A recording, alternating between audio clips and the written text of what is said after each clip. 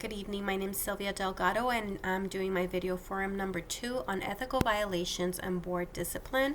I'm going to start with the article that I found by the name of Licensure Board Actions Against Professional Counselors, Implications for Counselor Training and Practice by C. Emmanuel Ahia and Peter J. Bacone of year 2017.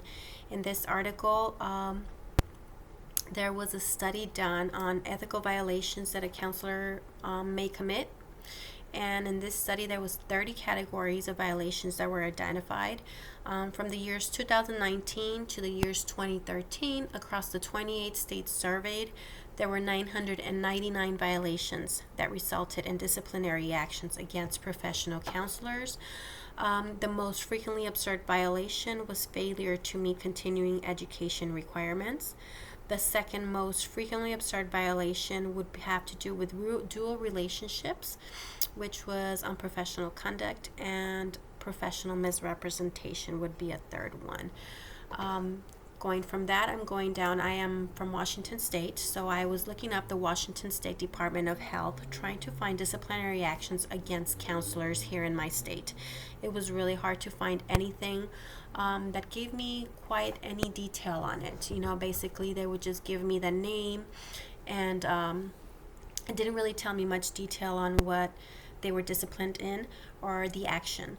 So I really did find it very difficult to look up information on Washington. So I went ahead and looked it up under Pennsylvania and found quite a few cases on there. The way they had the cases here were basically from year and month. So that gave me a lot of cases, where in Washington I couldn't find hardly anything on counselors. I found quite a few of them here on the Pennsylvania one, on the Pennsylvania website, which is dos.pa.gov.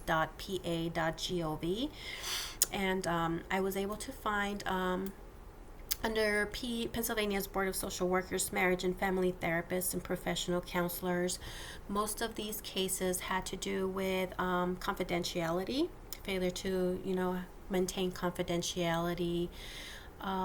There was also failure to maintain legible records. We did have sexual misconduct between clients and professional workers.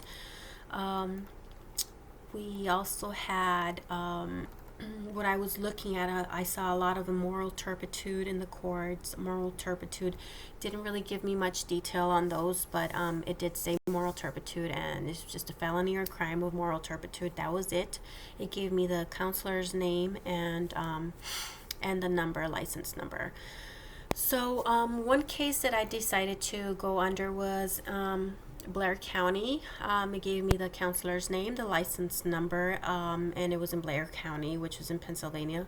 It said permanently voluntarily surrendered his license because he committed unprofessional conduct by engaging in sexual intimacies with his client during the counseling relationship, and he also violated professional conduct adopted by the board by deviating from the American Counseling Association Ethics Code. How did he do this? He failed to respect the dignity and promote the welfare of his client by failing to maintain legible records necessary for rendering professional services and failing to include sufficient and timely documentation in client records, and in order to facilitate the delivery and continuity of needed services, and by engaging in prohibited sexual or romantic counselor-client interactions.